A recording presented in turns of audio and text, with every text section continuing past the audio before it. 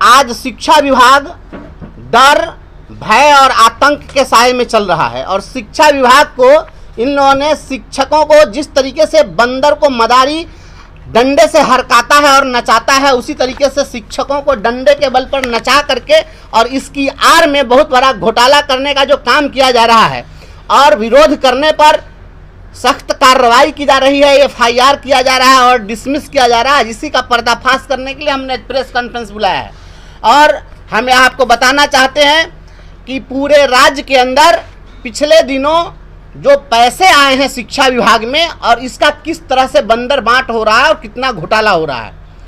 900 करोड़ रुपया केवल आया है बेंच डेस्क के खरीद के लिए और इसके लिए पटना से ही इन्होंने एजेंसी तय की थी। 70 एजेंसियों का चयन किया गया पटना से। यह डायरेक्टर एडमिनिस्ट्रेशन ने एक सूची जारी की थी जिसमें 70 एजेंसियों को सूचीबद्ध किया था और इसमें कहा था कि बेंच डेस्क की जो आप खरीद करेंगे इन्हीं एजेंसियों से करेंगे और यदि इस एजेंसी से करने में आपको दिक्कत होती है तो जिला स्तर पर कोई भवन निर्माण विभाग या पथ निर्माण विभाग के द्वारा सूचीबद्ध अगर कोई एजेंसी है तो आप उससे क्रय कर सकते हैं। लेकिन जिला स्तर पर जिला शिक्षा पदाधिकारी ये स्थानीय ठेकेदारों को लेकर, स्थानीय कुछ फर्जी संवेदकों को लेकर और इन्होंने पूरा पैसा निकाल लिया। लगभग 900 करोड़ रुपए में से जो 36 करोड़ रुपया 36 करोड़ 21 लाख रुपया केवल मुजफ्फरपुर को मिला था, वो पूरा पैसा निकाल लिया गया और अभी तक सारे स्कूलों में बेंच डेस्क नहीं पहुंचा है, प्रधानाध्यापकों को पता भी नहीं है और पैसे की निकासी हो गई है। स्थिति यह है कि पैसे की निकासी हो गई और बेंच डेस्क की आपूर्ति अब की जा रही है या भविष्य में यह प्रेस कॉन्फ्रेंस की जानकारी मिलने के बाद वो लोग भय से किसी प्रकार से करेंगे, साक्ष्य मिटाने का प्रयास किया जाएगा।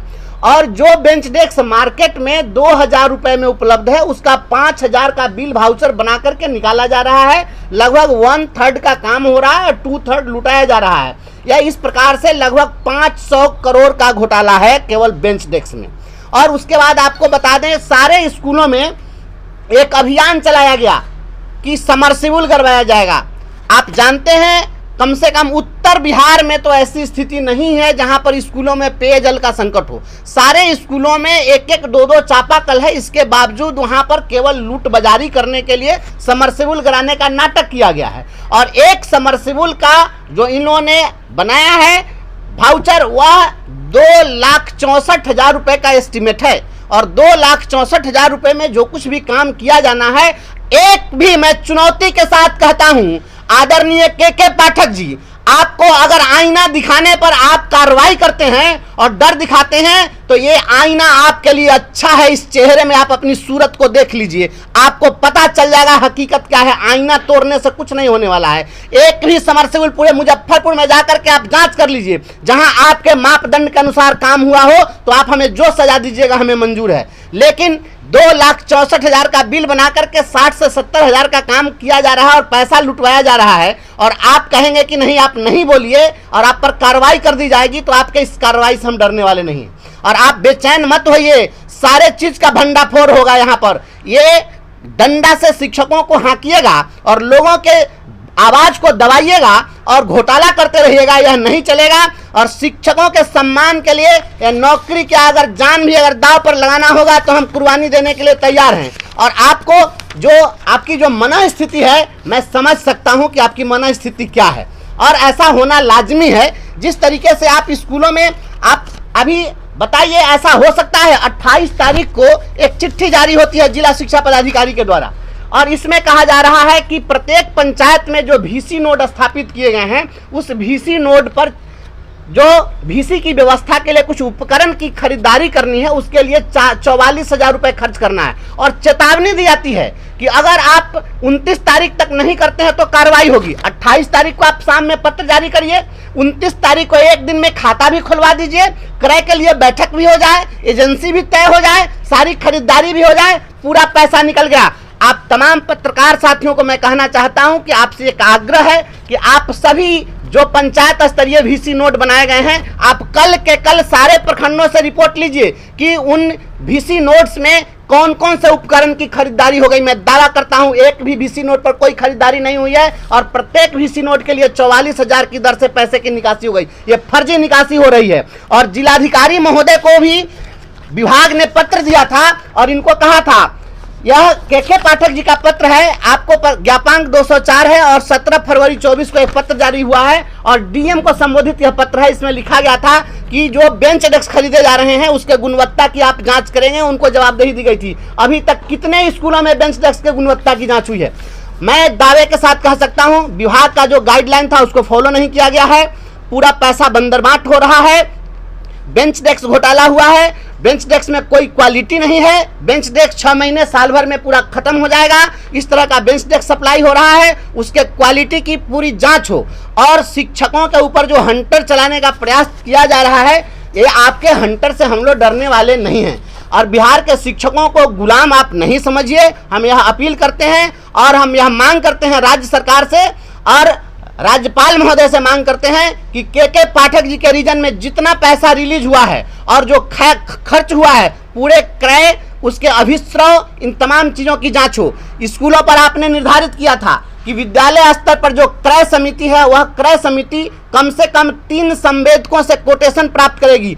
आप कोटेशन पता कर लीजिए, जो संवेदक वहां सामान सप्लाई किया है कंप्यूटर से फर्जी एक कोटेशन दे दिया है और उसी कोटेशन के आधार पर यहां से खरीदारी हुई है। कोई विद्यालय स्तर पर क्रय समिति ने कुछ नहीं किया है। हेडमास्टर का या तो फर्जी दस्तखत किया गया है या दबाव देकर के दस्तखत कराया गया है और पैसे की निकासी हुई है। और आदरणीय के पाठक जी, आपने मधुबनी के डीओ को सस्पेंड कर दिया, आपने गया के डीपीओ को सस्पेंड कर दिया। क्यों किया? क्योंकि उसने पूरा पैसा खर्च नहीं किया, वह ईमानदारी दिखाया। पॉसिबल नहीं है कि आप एक सप्ताह में कहिए कि लाखों बेंच डेस्क की आपूर्ति हो जाए, यह मंत्र से बेंच डेस्क की आपूर्ति संभव नहीं है।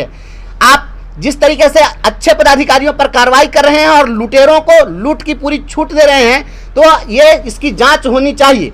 और रही बात हमारे निलंबन और बर्खास्तगी की, तो निलंबन और बर्खास्तगी के लिए जो आप कह रहे हैं कि शिक्षक का आचरण नहीं है, तो क्या राज्यपाल के महामहिम राज्यपाल को चुनौती देना एसीएस का क्या यह कैरेक्टर है?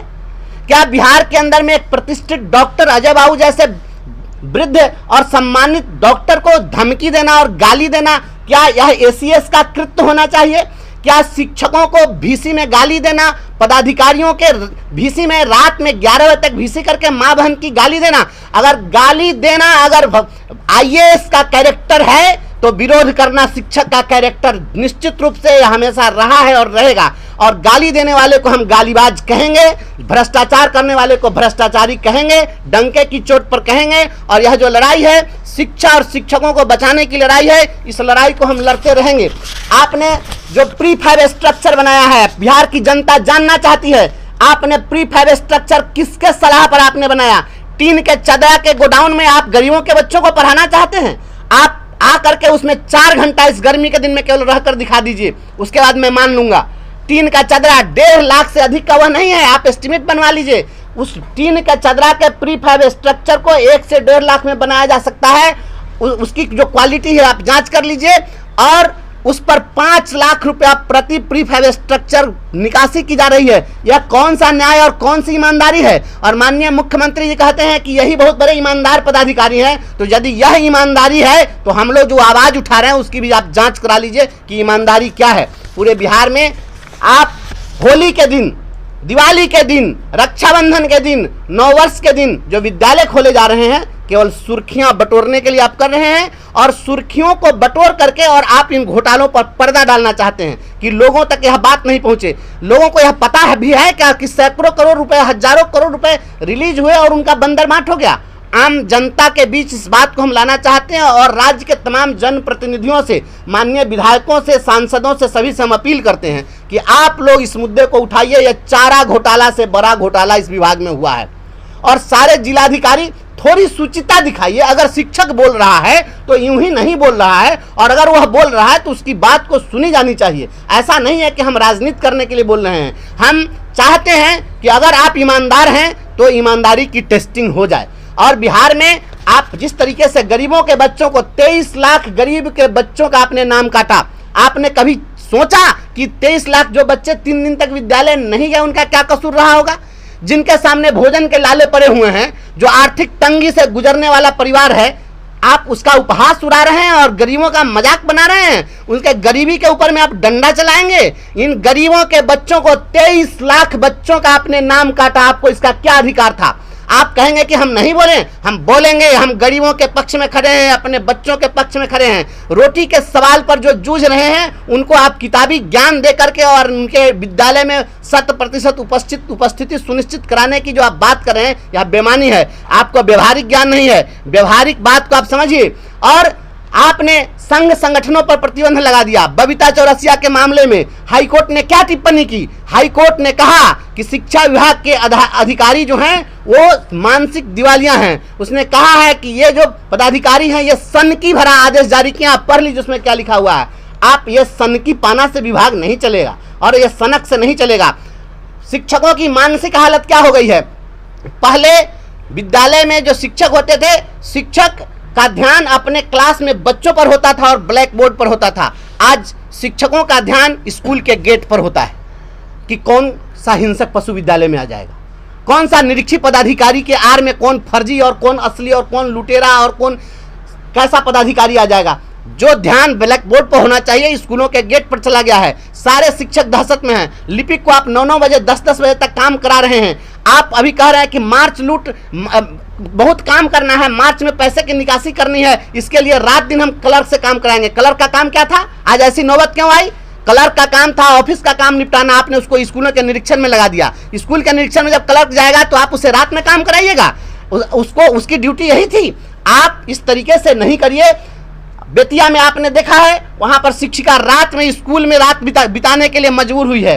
शिक्षकों की मानसिक स्थिति खराब हो गई है। आप बिहार में मानवाधिकार वाले जो लोग हैं वो कहाँ सोए हुए हैं? मानवाधिकार के लोग आगे आए। मानवाधिकार का हनन हो रहा है। होली के दिन आप देखे हैं एक शिक्षक के आंख पर जख्म हुआ है। आप देखें एक शिक्षक का कपार फाड़ा गया है। सैकड़ों जगह शिक्षकों के कुर्ते फाड़े गए हैं। आप पर्व त्योहार पर लोगों के धार्मिक स्वतंत्रता पर हमला कर रहे हैं, शिक्षकों के डिग्निटी पर हमला कर रहे हैं। इसके खिलाफ हमारी लड़ाई जारी रहेगी और प्रेस कॉन्फ्रेंस के माध्यम से हम जिला प्रशासन से और राज्य सरकार से मांग करते हैं पूरे घोटाले की, सैकड़ों करोड़ के घोटाले की, चाहे वह बेंच डेस्क घोटाला हो, समरसेबुल घोटाला हो, प्रीफैब स्ट्रक्चर घोटाला हो, थाली घोटाला हो, ड्रेस घोटाला हो, जो भी योजना चल रही है सारी योजना में मरम्मती के नाम पर घोटाला हो, इसकी पूरी जांच हो। और जिलाधिकारी मुजफ्फरपुर से मैं मांग करता हूं कि आप जितना भी भाउचर है सारे भाउचर को अविलंब शिक्षा विभाग से जब्त करिए और जब्त करके उसकी तहकीकात कर लीजिए कि किस डेट में बिल भाउचर पास हुआ है, सामान किस डेट में स्कूल में पहुंचाया गया है। समरसेबुल का भाउचर अभी तक अगर पास हो गया तो फिर वहां पर काम क्यों नहीं हुआ? 290 फीट गाड़ना था बोरिंग, वहां 200 फीट गाड़ करके और पैसा निकाल लिया गया। लोकल कंपनी का यहां पर सारा सामान लगाया गया। मेरे स्कूल में ठेकेदार ने सामान गिरा दिया था और जब मैंने कहा कि इस तरह के घटिया सामान से काम नहीं हुआ तो पूरा पाइप उठाकर लेकर के चला गया।